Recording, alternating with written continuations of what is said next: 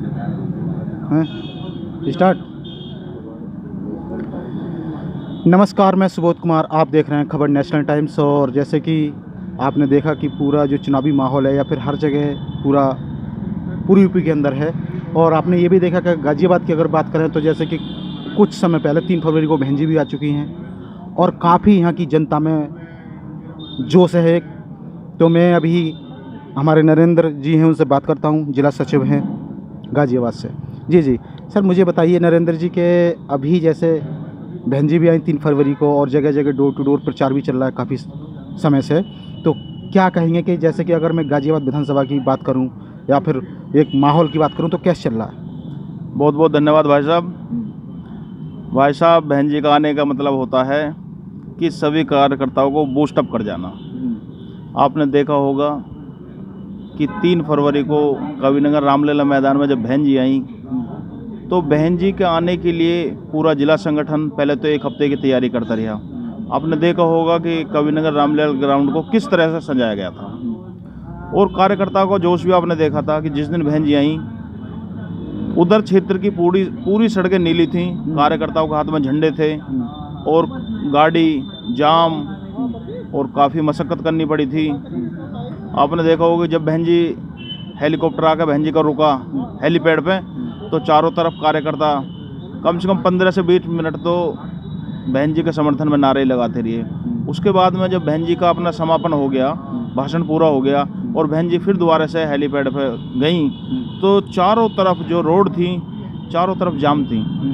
तो बहन जी एक ऐसी नेता हैं कि जिनका कैडराइज जो वोटर है, जो वर्कर है, वो आज भी जू का तू है। चाहे तो सुनामी आ गई हो, लहर आ गई हो, आंधी आई हो, तूफान आई हो, उसमें कोई भी गिरावट नहीं आई है। जी माननीय बहन जी का जो कैडर है वो बहुत ही मजबूत है। जी, मुझे ये बताइए कि जैसे कि अगर मैं जैसे गाज़ियाबाद विधानसभा की बात करूं, जैसे के शुक्ला जी यहाँ के प्रत्याशी हैं, वहीं में जैसे दूसरी जैसे पहले से ही वो जो एक कुछ लोगों में जैसे कि बना रखा है एक समाज के तौर पर, जैसे कि वो विशाल वर्मा जाटव हैं, तो अगर जैसे कि बसपा के दलित वोटर हैं, कुछ कहते हैं कि वो समाज का है, तो क्या इस पर आप क्या कहेंगे? क्या जो दलित वोट्स है या फिर बसपा के जो कोर वोटर हैं उनमें सेंध लगा पाएंगे वो? भाई साहब, जो दलित वोटर है ये पहले बाबा साहब का है और बाबा साहब का मिशन मान्यवर कांशीराम साहब ने बढ़ाया और मान्यवर कांशीराम साहब के इस मिशन को मान्यवर कांशीराम साहब ने बहुत ही अच्छी तरह से सोच और समझ के माननीय बहन जी के हाथों में दिया है। बहन जी का जो वोटर है, बहन जी के सगे भाई भी यदि यहाँ से चुनाव लड़ें तो वो जब भी उनको भी वोट नहीं देंगे। विशाल नाम की चीज़ को तो यहाँ कोई जानता ही नहीं, विशाल कौन है, कहाँ का है।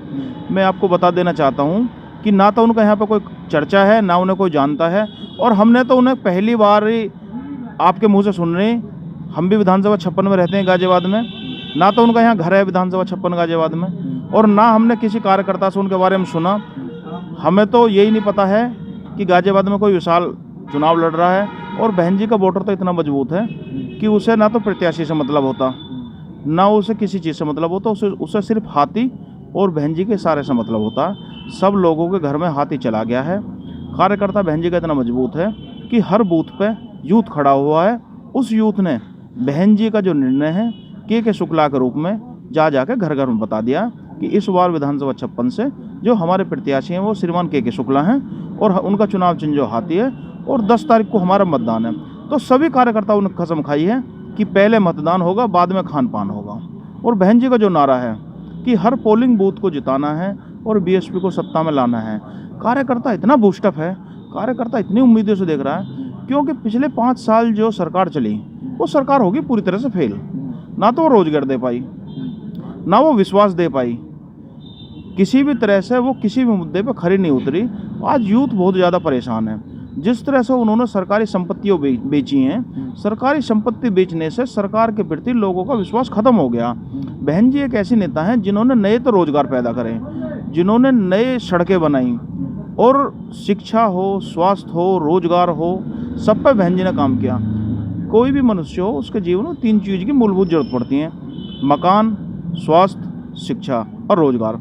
आपने देखा होगा। मुझे एक चीज़ बताइए कि जैसे कि अभी कुछ समय पहले जो मेन स्ट्रीम मीडिया पर दिखाया जा रहा था, ये कर रहा था कि हम चर्बी कम कर देंगे, दूसरा गर्मी निकाल देंगे, तो इस पर अपनी प्रतिक्रिया क्या देंगे आप?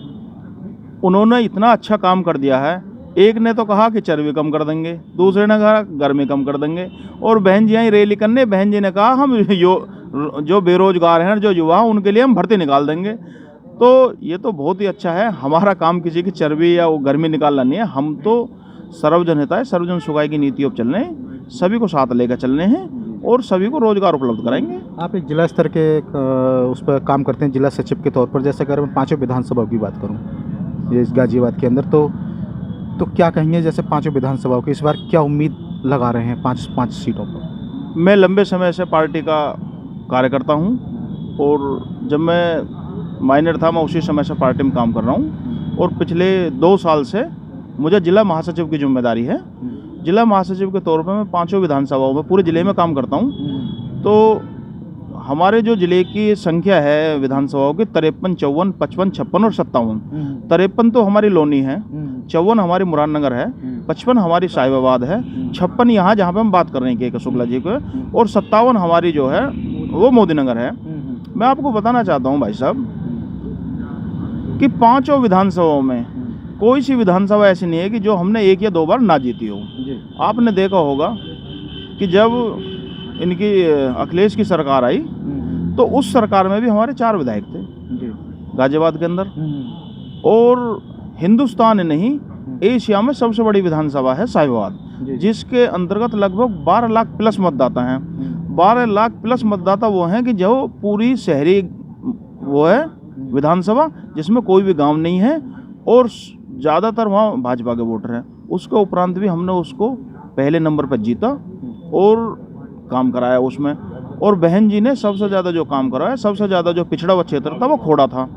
उसके बाद में यदि हम बात करें मोदीनगर विधानसभा की, तो मोदीनगर विधानसभा में कभी कोई पार्टी नहीं जीती थी, लोकदल वगैरह जीतती थी, लेकिन हमने वहाँ का भी वो ख़त्म करा, और वहाँ से हमारे मास्टर राजपाल जी विधायक बने और अच्छे मार्जिन से विधायक बने।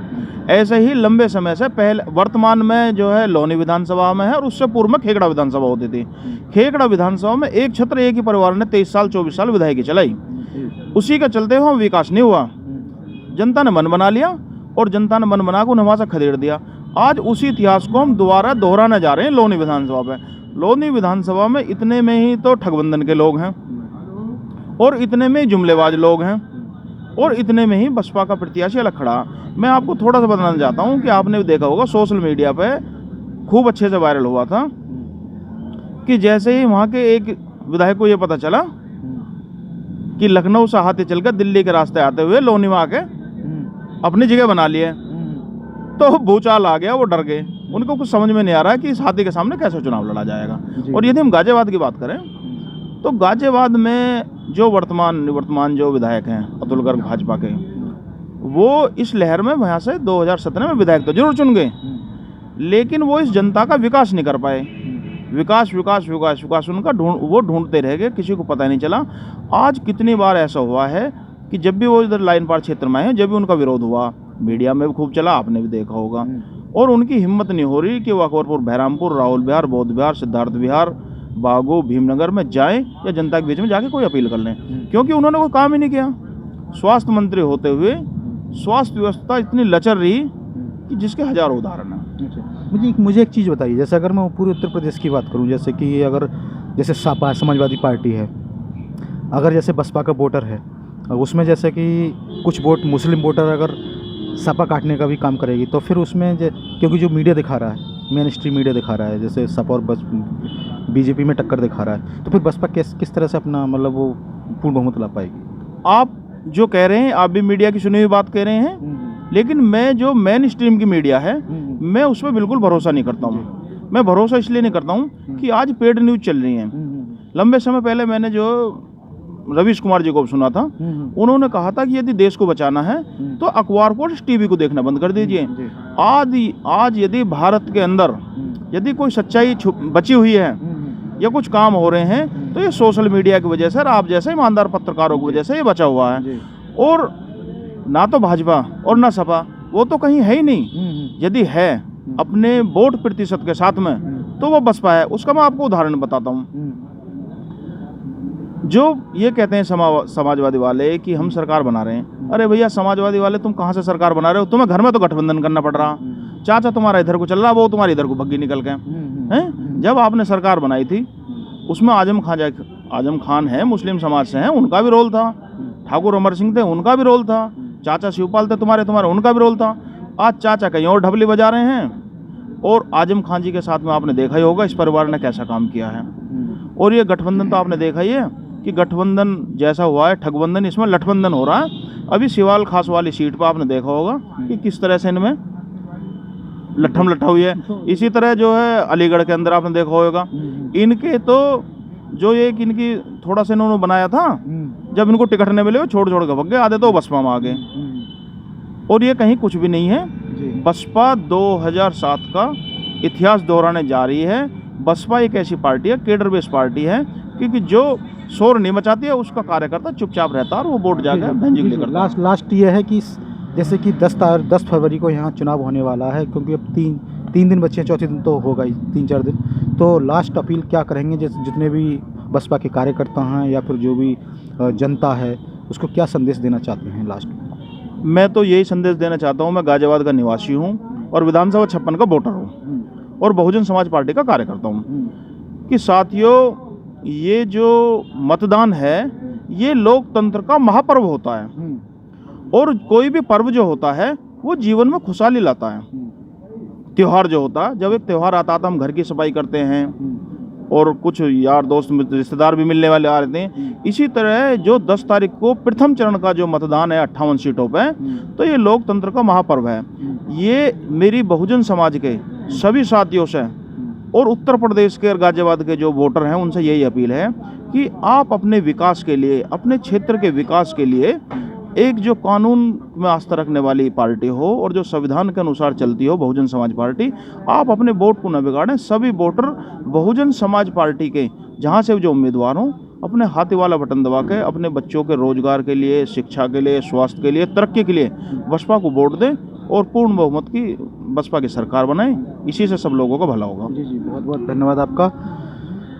तो फिर से 7 से 12 वाला इतिहास दोहराएगी बसपा। और जैसे कि अभी आपने सुना था कि अगर रोज़गार चाहते हैं, अपने बच्चों को भविष्य चाहते हैं, तो बसपा को वोट करें। ये कहना था हमारे जो जिला महासचिव हैं, उनका कहना था। मैं सुबोध कुमार, खबर नेशनल टाइम्स, बहुत बहुत धन्यवाद।